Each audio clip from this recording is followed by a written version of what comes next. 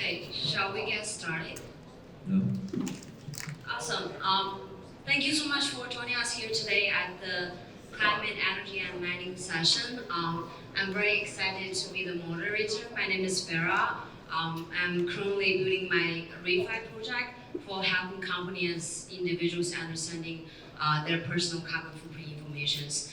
And I'm just very honored to be joining this panelist with amazing people that are doing very impactful and long-term things. I actually want to move myself a little bit closer so we don't have distance that we are trying to building the ReFi ecosystem together. To start with, I really want everyone join me to welcome our panelists. We have Sim from Galaxy, we have Joe from Sci-Fi Protocol, and also Marcus from ClimateDAO. And just give them a round of applause for doing something amazing for the long term. Why don't we start with why you are here today and what's drive you to this intersection with energy, climate, and mining, and what are you currently doing with your company? Let's start with Marcus. Sure. Hi everybody, glad to be here with you today. So I'm a contributor at ClimateDAO. It's in the name, we're a DAO, which means that we do things a little bit differently than a traditional organization. But our objective is to modernize the voluntary carbon market and eventually utilize blockchain technology to scale environmental asset markets more generally.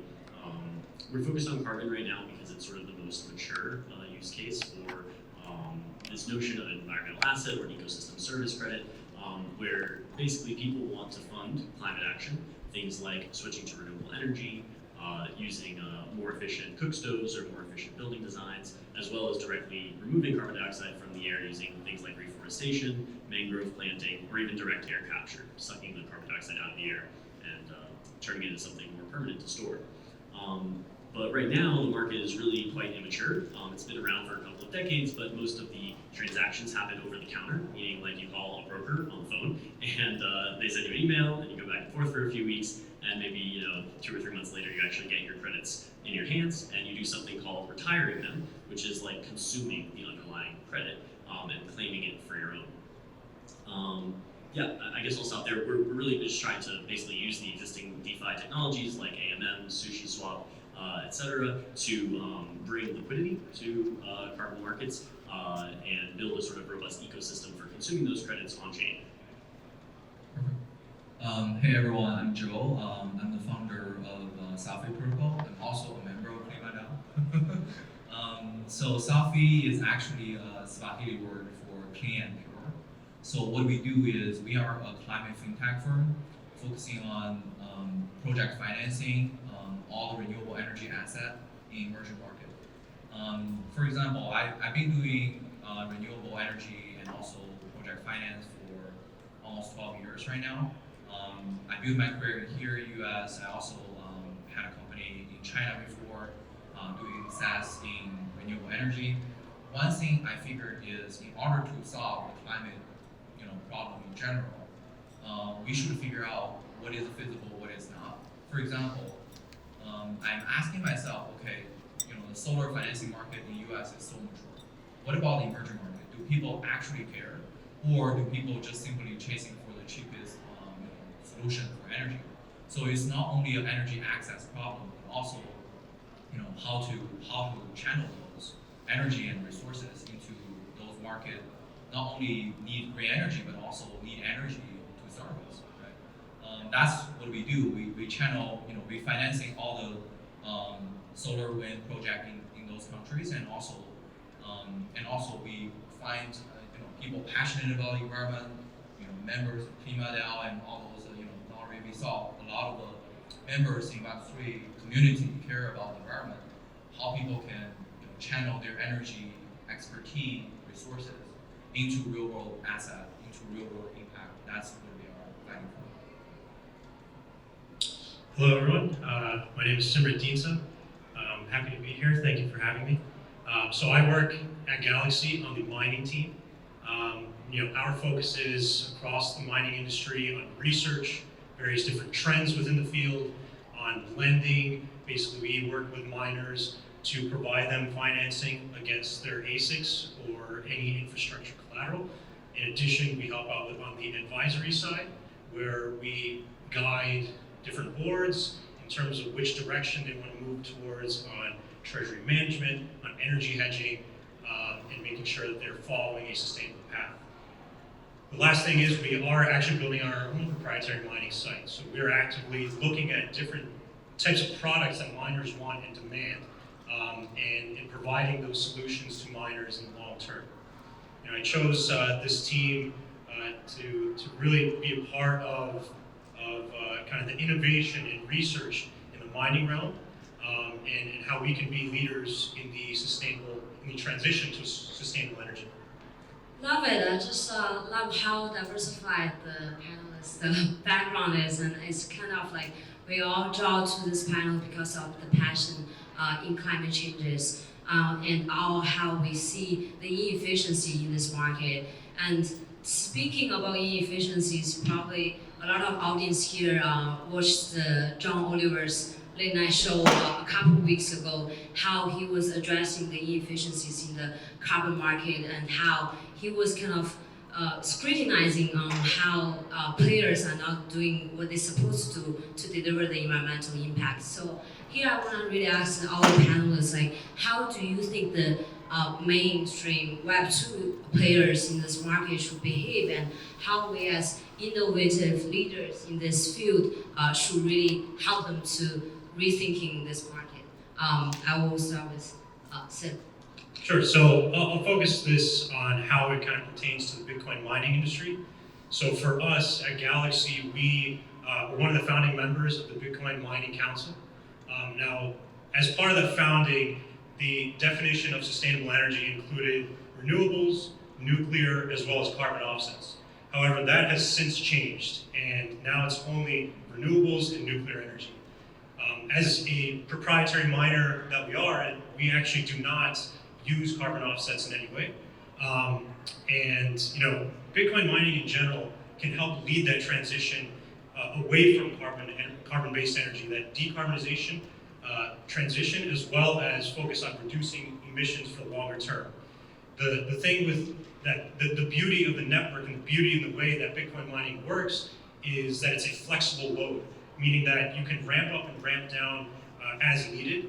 And in an environment when we're transitioning from carbon-based energy to renewables, you actually need that flexibility and demand because the supply side has become increasingly inelastic. So that's kind of how, you know, Galaxy is really trying to position ourselves, how we're trying to focus our proprietary mining, and overall our sustainable energy goals. Thank you. How about you? For the audience who have not seen that piece, I will do a very quick recap on what John said. So what John is saying is essentially asking a question of additionality, right? Saying, okay, people after they buying carbon credit, they feel pretty good about themselves as, you know, corporate and copper pollute the environment. Then can you just buy your way out, right? Can you just say, okay, I buy those amount of carbon credit generated by this forest, and this forest will not be cut because of me. But instead of that, people choose to cut the forest next to it, right? So in other words, how actually carbon offsetting or the concept of carbon offsetting is actually going to resolve the issue. So my take on that is two pieces. One is additionality. Another piece is external impact. So one of the metaphor I'm thinking is, in order to cure a disease, are you actually going to cure it, or you are going to eat a bunch of painkillers, right? So buying carbon credit, I mean, if you guys check the price on carbon credit, it's actually a fraction of the profit those companies are making. That has been saying they spend very little money, they feel great about themselves, they have been keep telling their customers about it, and they move on. They didn't change their behavior at all, right? So my take on that is, number one, we need to find a way to actually replace our current behavior. Using our business model, for example, in order to financing more renewable energy, we are replacing the fossil fuel in the system. When you do that, it's essentially changing the fundamentals of how the carbon dioxide has been generated in the first place. Right? The second piece is the external impact. So one piece in John's clip is right now we pollute 40x compared before the industrial happened. Do we have 40x of land to plant more trees? When people talk about carbon credit, people are thinking about planting trees. So how we can connect the dots to make sure we can actually stabilizing our GHG pollution in general. So again, my answer to that is we need to be very careful about changing our behavior rather than simply paying for some carbon credit, eat the painkiller, move on. It's not really the case. We need to change our behavior from every fundamental, every corner within. So that's my.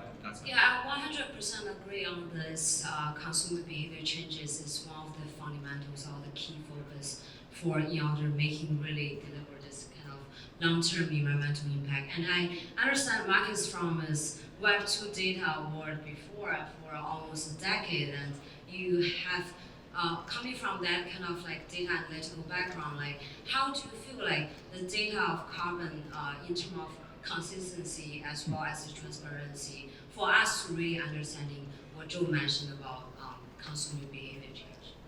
Yeah, there's a lot to unpack there. So in terms of the transparency of the traditional carbon markets, it's quite poor. Like I was saying earlier, the nature of the over-the-counter market for most of these credits means that nobody really knows what prices are being paid, or sometimes, in some cases, who is actually retiring the credits.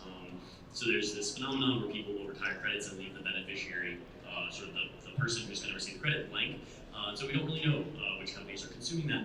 This is a limitation of the traditional data infrastructure being used by centralized registries like Vera, and they're basically running a SQL database with the ability to read and write. And really the only way you can write into it is by retiring credits. I wanted to circle back though on something you were saying earlier around additionality and sort of behavior change. Because the original premise, especially some of the earlier methodologies in the carbon credit market, was to incentivize behavior change on the part of organizations primarily that are doing things that are polluting. So like power grid operator, for instance, has power plants, they're operating a coal-fired power plant, they might want to switch to renewables, but especially about 10 or 15 years ago before renewables had reached scale, it was not profitable to do so. And so the additionality question comes in that if the cost to implement a more renewable technology is higher than the amount you would make from doing that, carbon credits can be used to fill that gap. This was sort of the original approach.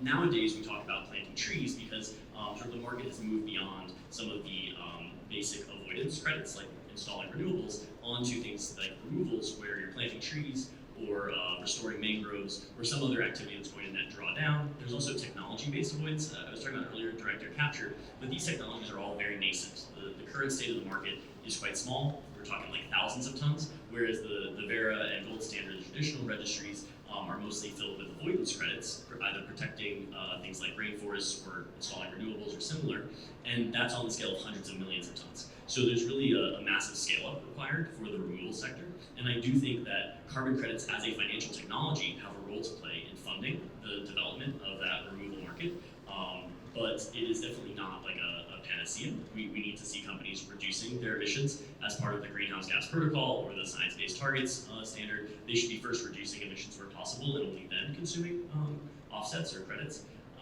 Yeah, I'll leave it there. Actually, can I reply to the John Oliver piece?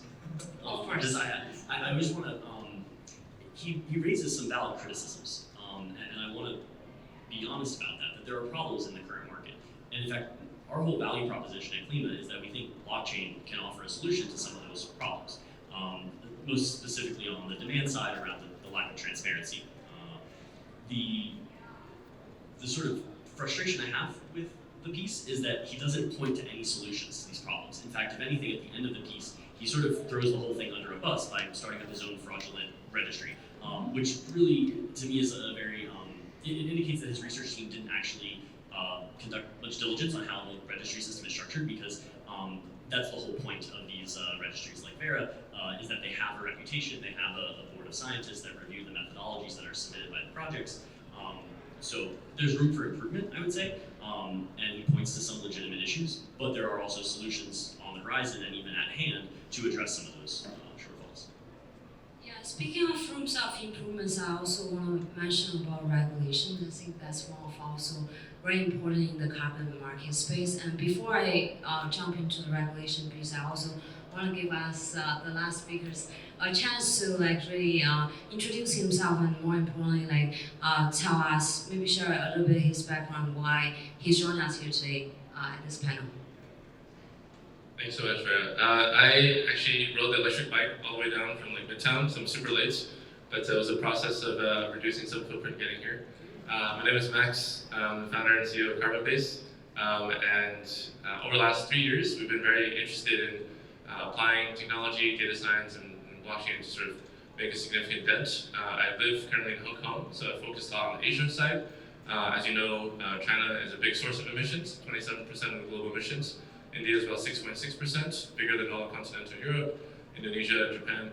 So I think Asia and 5 or 6 countries encapsulate about half the world, right? And here in New York City, in New York Climate Week, I think one of the key focuses that I really want to think about is actually how do we use the best of tools, technology to actually create global carbon markets with a strong representation in Asia. So one of my collaborators, he's the head of blockchain Oracle, he actually owns farms in India, and so he's personally wanted to donate his wealth to actually create, trees. And when he looked at the registration process for using Veracode standard, he knows that it costs anywhere from $30,000 to $50,000 per project. For that cost, you can actually do another entire forestry project. And so he was like, well, we come from technology backgrounds, can we actually reduce the cost of verification, make it much more scalable?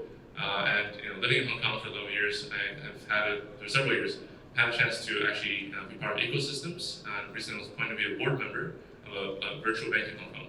So this bank is the Ping An One Connect Bank. For some of you guys Chinese, Ping An is a big insurance company. It's the first Chinese asset manager that signed the UNPRI. It's a very big milestone actually for kind of sustainability. We built a virtual bank from the ground up that was actually 1/100th the cost of account servicing compared to HSBC. And so there's a lot of people who couldn't afford to open bank accounts traditionally because it just cost too much. And we were able to actually make it very economically available. So this kind of led to a set of thinking around how do we design a new carbon registry from the ground up that is fundamentally data powered and actually can incentivize people in Indonesia, in India, Bhutan, Malaysia, actually draw down carbon and earn a living. You guys have heard of the play to earn concept? Some of you guys? So we're calling preserve to earn. You preserve the planet, you earn money. And we're on this journey and actually sort of creating a new carbon registry. And there's a lot of problems we observe in existing registries. A lot of amazing people on the panel here have thought about this. Various deeply considered how we engage more individuals to participate. But I just want to highlight this kind of concept that what we're doing with the registry, fundamentally the whole carbon markets, is we're rebasing the entire economic value attribution to things that are good for the planet. Right? Instead of taking them as externalities, we're actually baking them into fundamental financial instruments, and then we can actually point the mega nozzles of Wall Street, of the family offices, of the pension funds, into actually financing for the market. So the last thing I want to just leave you with is an acronym that I hope you guys Google one day. It stands for CQE, and the acronym is Carbon Quantitative Easing. And if you guys want to talk about that, find me afterwards. Thanks. Love it. Speaking about quantitative easing, back to the regulations and authorities. So how should we really work with authorities and regulators? And more importantly, do we even need endorsement? Like we have innovators like Max trying to really build a new registry for us. So why don't we start with Marcus? Sure. I guess I'll subdivide this question into 2 segments. One is around interfacing with the incumbent organizations in the VCM. Like the registries and other organizations that operate. And the other side is government, and the regulatory concerns. So I'll first talk about the legacy carbon market. So we think it's important to engage with the traditional registries, especially because this market is fundamentally built on trust and credibility.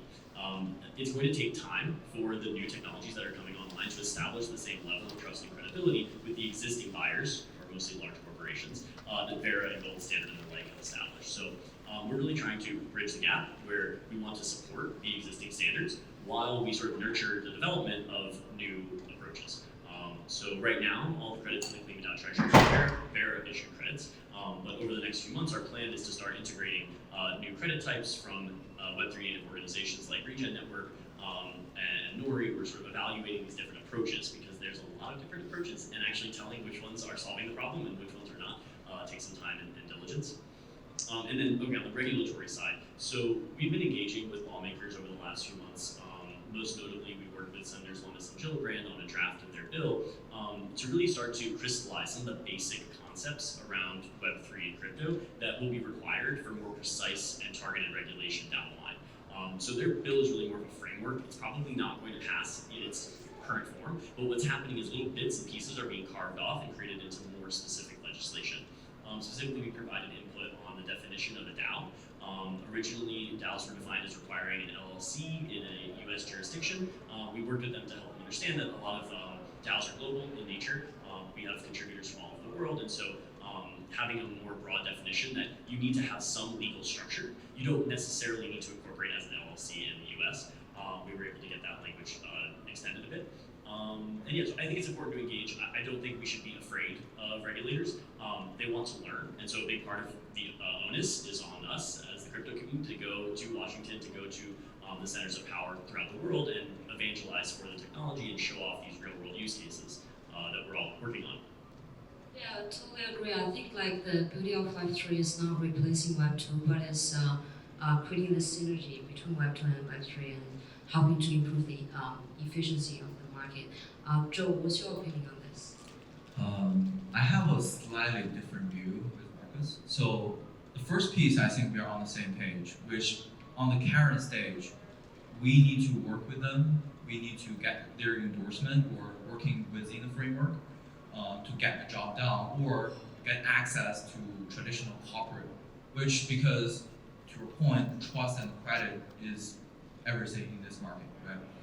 But I do want to say that I'm hoping more protocols, especially more startups, can spicy the things up a little bit, right? So in other words, one example, I actually telling Vera yesterday.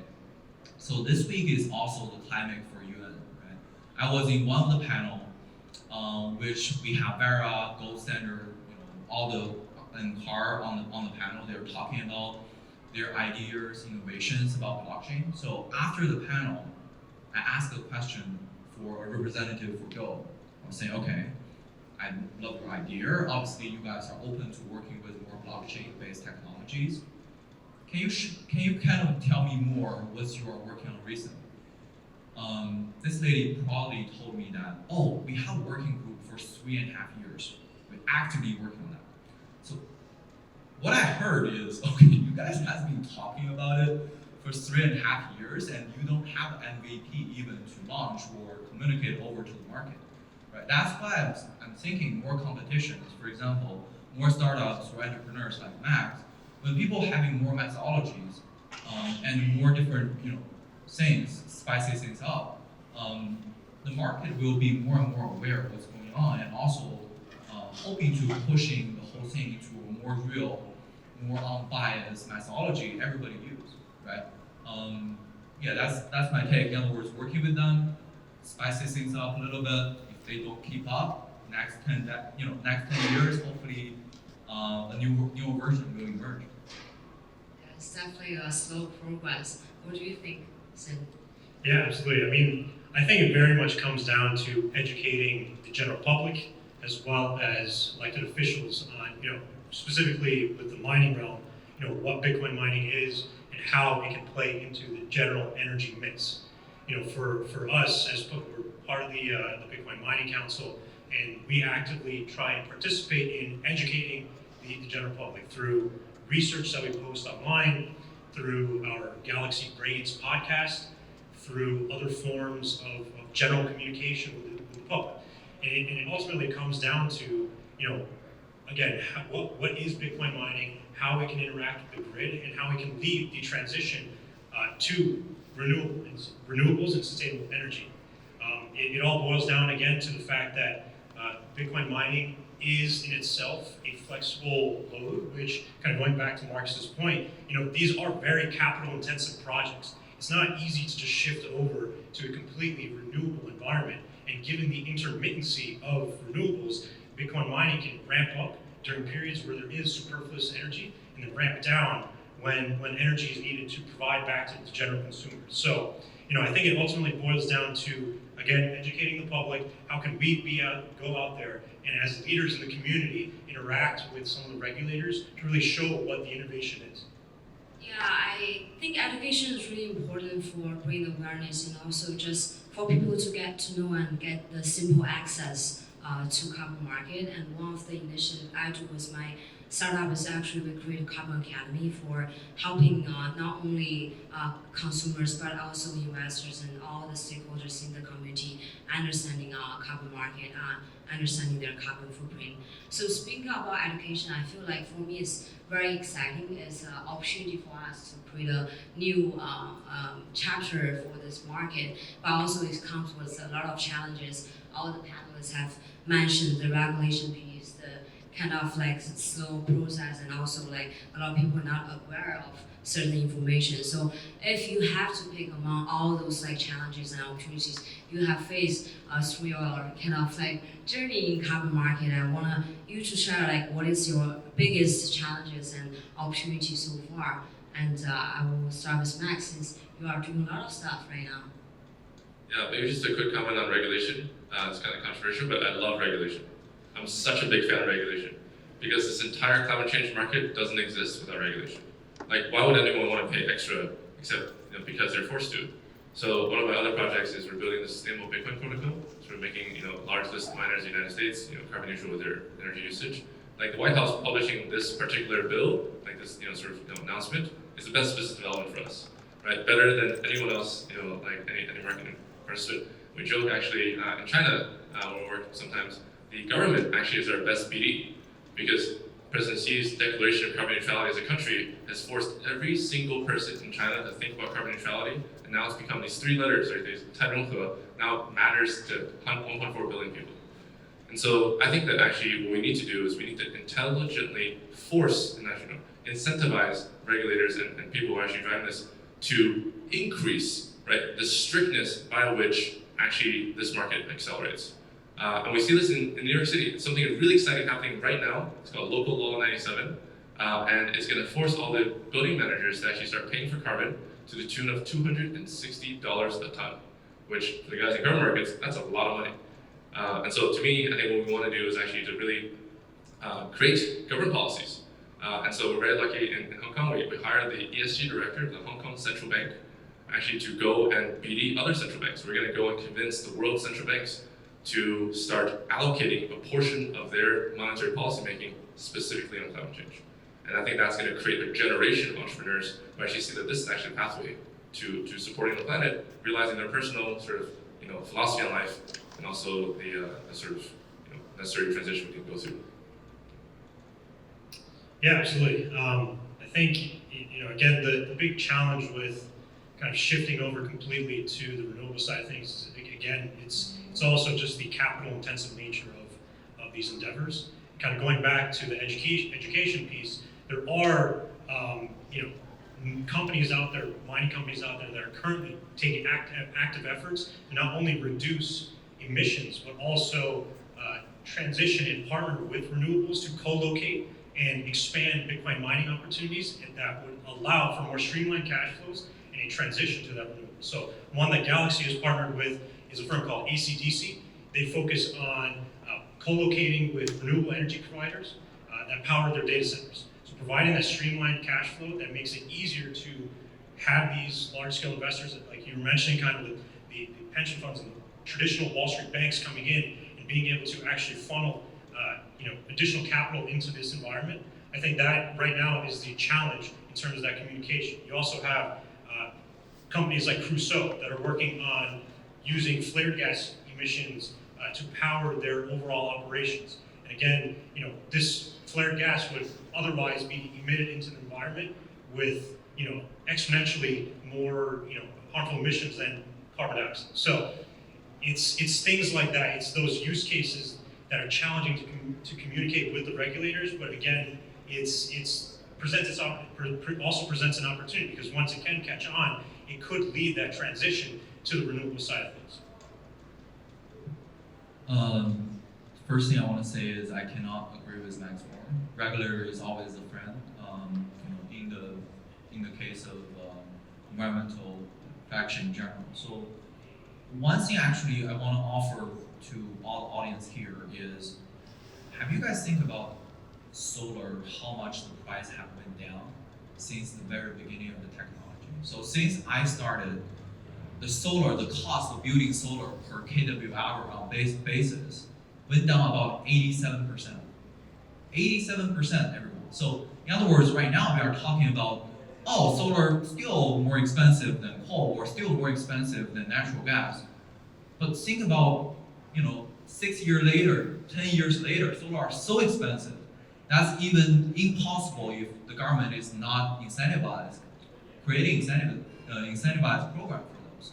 So that has been saying, if you think about fossil fuels and you think about renewable energy by its nature, renewable energy with the scale economy, it will go cheaper and cheaper. And fossil fuel, because it's natural resources, it will be more and more expensive. So there is a point of time they will meet each other, they will say hi in awkward way. And after that, essentially, renewable will be cheaper, greener in every way. Nobody will burn coal anymore because it don't make sense. It's more expensive, why you burn coal? So the key here for this topic is how we bridge to that point, how we design all those resources, monies, people's awareness, so that it's reaching to that point. So to answer that question, Mary's question was, what's the challenge and the opportunity? My answer is probably pricing and the risk, right? How to pricing the risk, or how you mitigate the risk across the value chain. So back to Marco's point on the previous question, should we avoided offset be the same price with carbon capture? They should not, right? Right now, carbon credit is carbon credit is carbon credit. I think we should have a credit system, a well-established credit system, so people can buy different layer, different quality, different quantity of carbon accordingly, so that you are essentially not incentivize one technology, but multiple technology in multiple regions, right? So external impact is part of the equation, but my view is the biggest challenge is essentially how you provide transparency correlated with risk, so that moving forward everybody is on the same page. Nobody is going to jump out as John saying, "Oh, it's all wrong," and I'm not going to contribute anything. I'm going to throw everybody out of the bus. Right? Yeah, I imagine it's both a challenge and an opportunity to be pursuing central bankers. Max, I want to reference a book that I know both Max and I really value, The Ministry for the Future by Kim Stanley Robinson. It's sort of where Max and I, both of our projects, are sort of drawing inspiration from. And in the book, it takes quite a lot of doing to get the central banks to actually move on this issue. And what ends up being one of the catalysts is the adoption of a decentralized social media platform called ULOC. And basically, people end up using this platform to start consuming carbon credits, and it's sort of the killer use case for this credit. So we're sort of taking the other side of the approach, starting from building a cool technology that we think is improving the status quo, and hopefully eventually down the line that will scale up and maybe be picked up by central bankers once the sort of space is more mature and we have more robust systems that are at the adequate scale for trillions of dollars of capital to start coming in. So I think the biggest challenge for us, at least in the sort of segments of the market that we're working, is how do you model the risk of forward funding a carbon credit project. So they need capital up front to go and get the supplies and pay the people on the ground. And right now the way these deals are structured is they're sort of bilateral VERPAs, which is like a technical finance thing, but basically they're agreements between some capital provider, like a financial institution or a broker in carbon credits, who gives upfront capital, and they're taking on the delivery risk that credit project might never actually deliver. They might deliver less than they originally anticipated. So figuring out an appropriate way to model those risks associated with forward funding a project is going to be really important for us to scale up the market. Yeah, it seems like there are a lot of opportunities, and also there are a lot of thinkings on our panelists' mind that we want to take the action. So I always like this quote from Bill Gates talking about people always overestimate what will occur in the next 2 years and underestimate what will occur in the next 10. So I really want to ask like the panelists here, like if you imagine 2 years later, like we are sitting in this room again doing this awesome blockchain conference with Columbia University, and also 10 years later, what would you think about your project and also the entire carbon market and also the sustainability practice? I will, yeah. Yeah, maybe Sure, I can go Marcus. first. So in 10 years, well, I think one way or the other, the VCM as it stands now will have migrated onto the blockchain. Whether that's a public blockchain like like Polygon where we run, or it's a private DLT solution that the incumbents decide to go with, there will be a blockchain in place because it's a really well-suited technology for digital assets like carbon credits. In terms of the scale, the way I look at it is like either we've successfully scaled the market like 10 to 20x, or really, really bad stuff is going to start happening. Stuff like what happens in the industry for the future, because by 2030 or so, we're going to have locked in some of the worst consequences unless we have large-scale removals going, and that's got to happen in the next 10 years or so. So yeah, either very bad catastrophic climate outcomes, or we scale the market like 10 to 20x. For the next year, for the whole Web3 community, I just feel we should see more and more real-world DeFi, or kind of a Web3 went to the real world, making real impact, changing people's life. Not only people playing with NFT, nothing wrong with that, but also people are not familiar with the industry, also kind of seeing the impact we are making here, right? And in our project, we hopefully next year we are launching more markets, so people developing project in those markets actually got funded for the solar for schools, solar for hospitals, so they are actually using and benefit from those. For 10 years, one thing I agree, and also I heard so much this week, a lot of scientists this week from UN are saying we have 10 years. In other words, after 10 years, the temperature will increase beyond the threshold, and essentially something terrible will happen, right?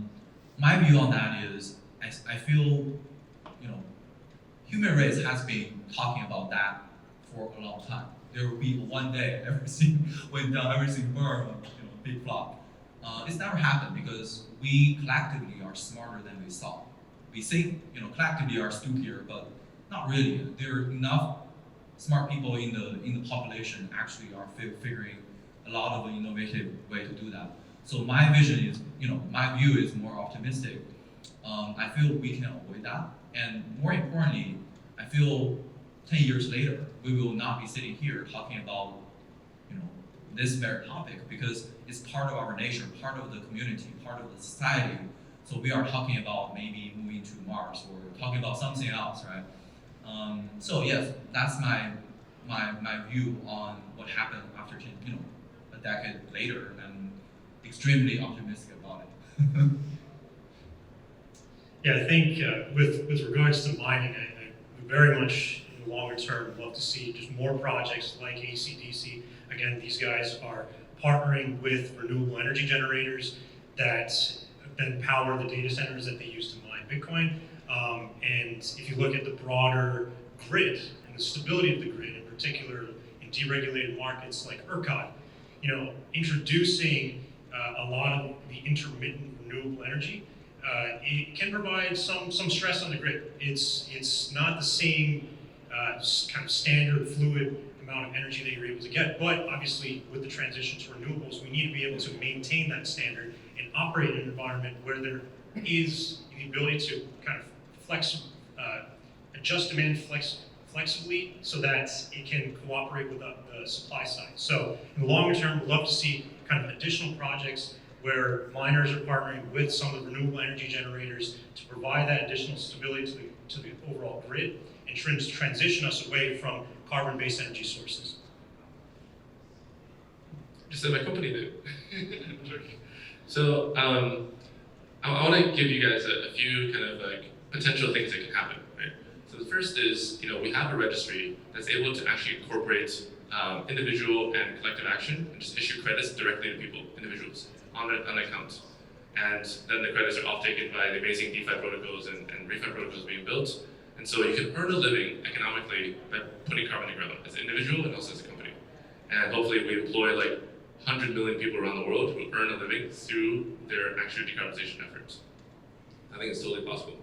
Second is, I think that there is an opportunity to create more. So, to Mark's point, like convincing central banks to do something is really hard. But in addition to CQE, carbon quantitative easing, where the central banks print money to incentivize this, we also can do something called CCQE, right? And C here stands for corporate and also stands for crypto. Corporate and or crypto carbon quantitative easing. So example of this right now is Stripe. Stripe, Microsoft, and Shopify put together a $925 million fund to buy carbon credits. They're paying $300 to $2,000 a ton. That is a serious amount of money. People are getting out of bed and waking up and trying to figure out how they actually can earn some of this $2,000 per ton situation, and that's creating a bunch of stimulus. So we're working with some of the people designing this fund and actually trying to launch an equivalent version of this in other sectors, in real estate and shipping and transportation, but also for central banks. And there's a precedent for this. This is not happening in isolation. There's a concept called AMC, Advanced Market Commitment. And AMCs are the way that we built vaccines during the pandemic. Actually, that the pharmaceutical companies were not willing to put in the money first to develop vaccine. The US government said, here is a bunch of cash. If you can make a COVID vaccine, there's cash waiting for you right here. And that actually stimulated the entire vaccine production. So there's a similar concept, public good funding happening exactly in carbon markets, waiting to happen. And so that's something that is available and I think quite very useful. Last thing I want to say, this is kind of a crazy idea, is that I hope to go to COP this year, COP27, and I hope to use that opportunity actually to start a new country. We're going to build a new nation state, actually at the border of Sudan and Egypt. It is the last piece of unclaimed land in the world. It's a piece of desert, and we're going to make it a refi nation state. And this nation state is going to register all of the people's desire to actually have refi companies, and then we're going to get observer status at the UN, and we're going to use our country status to basically BD other countries. And so as I think about building a carbon central bank, I was like, okay, well, we need a country along with our central bank, so this is kind of conflict. So if anyone wants to be a founding member of a country, you guys are all invited. It's going to be very exciting. The passport is going to be priced in carbon credits. So you actually show up with $1,000 of carbon credits to be able to earn a passport. And that's going to be the beginning of how we build a new civilization.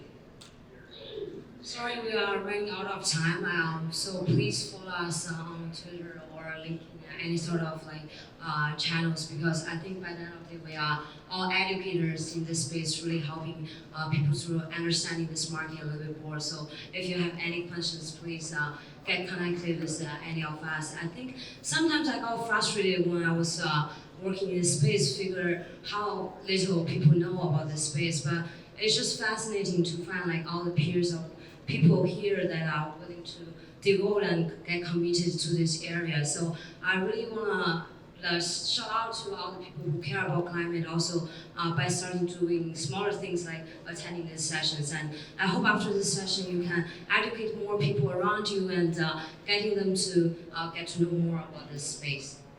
I also want to thank Vera, because she's an amazing moderator and really put this panel together. And her own company is phenomenal. So if you guys want to work in refi, please talk to Vera too. Thank you.